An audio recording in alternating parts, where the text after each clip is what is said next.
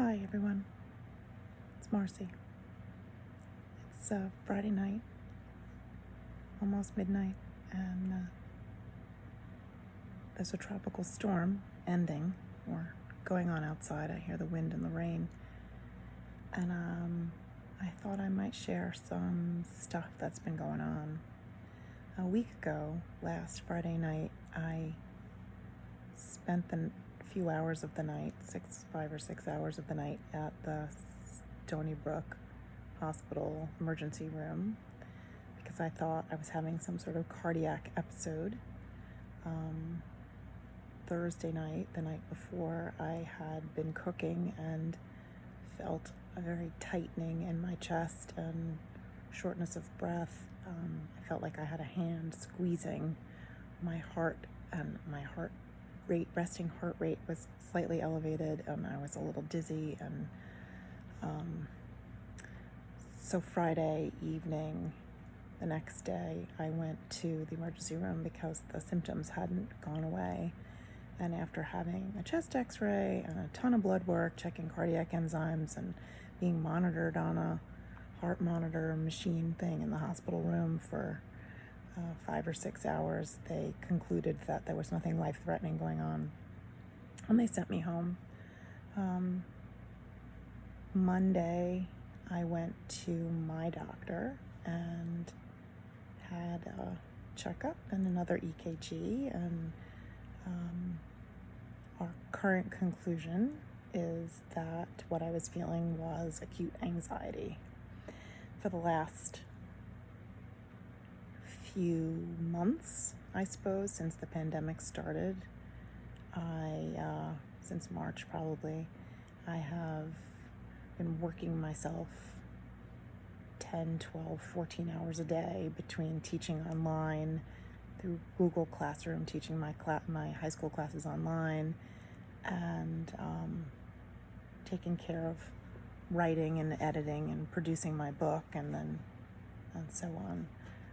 I needed to get permission to land out by July 1, which was my goal, which I did, but I kind of made myself crazy. The cat just knocked something over. Of course, that's always fun.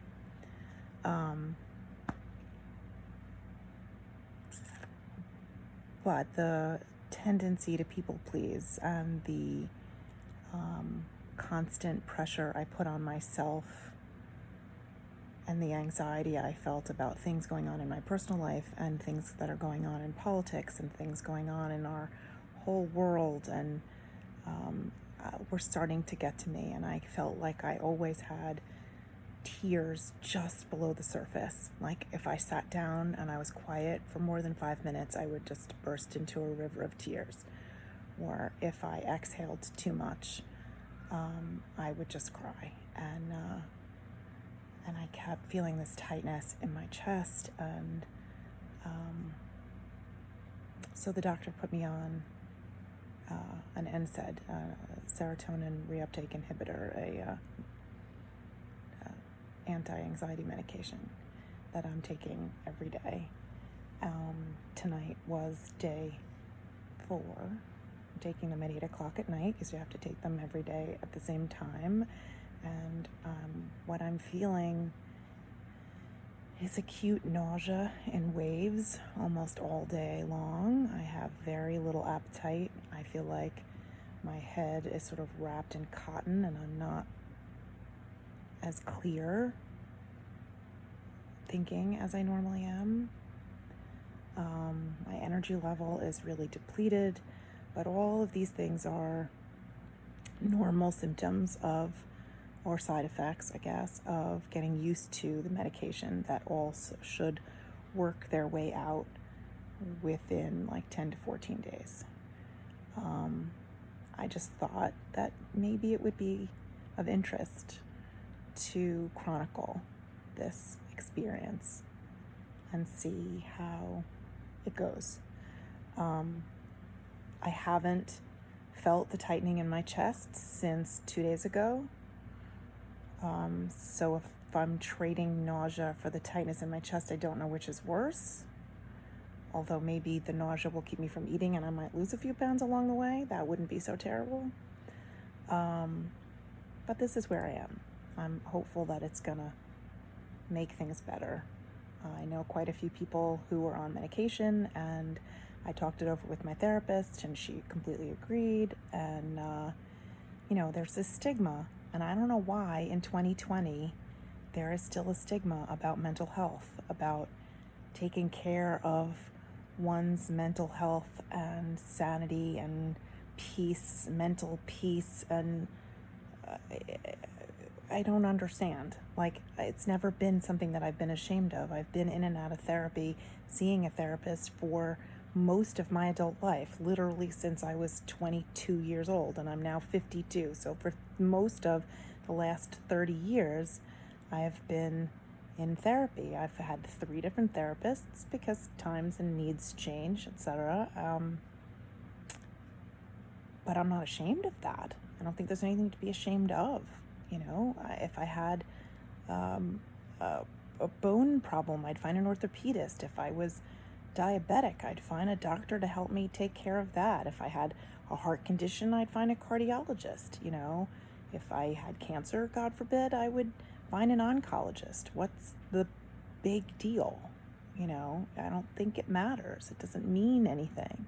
What it means is, it doesn't mean anything negative. What it means really is that I know I'm having issues, or I know I'm having a struggle or a challenge that I would like some professional help to get past. That's all.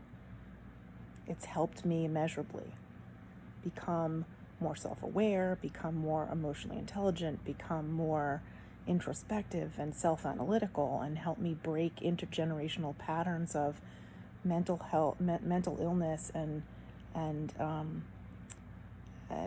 narcissistic abuse, and the problems that I internalized because of my mother's addiction.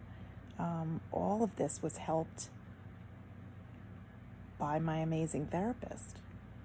And I think the residual anxiety could be age-related, could be hormone-related, could be current political and pandemic-related, as well as things going on in my private life.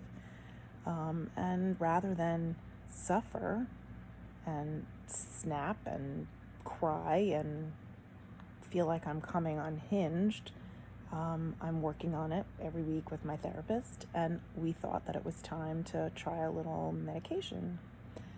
And I think that more people should be availing themselves of services like this, of help like this that's out there. And there are all sorts of apps you can get on your phone, and telehealth, distance therapy services that you can do over the internet. There's really a whole wealth of mental health experts and a whole network out there that is available to help whoever reaches out and needs help.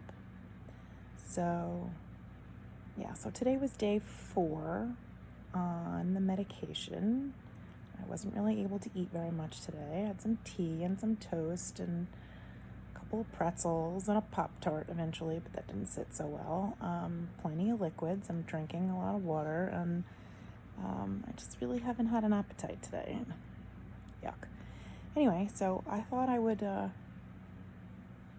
chronicle this journey, and maybe it'll help somebody who's struggling with similar issues to not feel so alone. That's it. So have a good night, sleep well, and we'll chat tomorrow.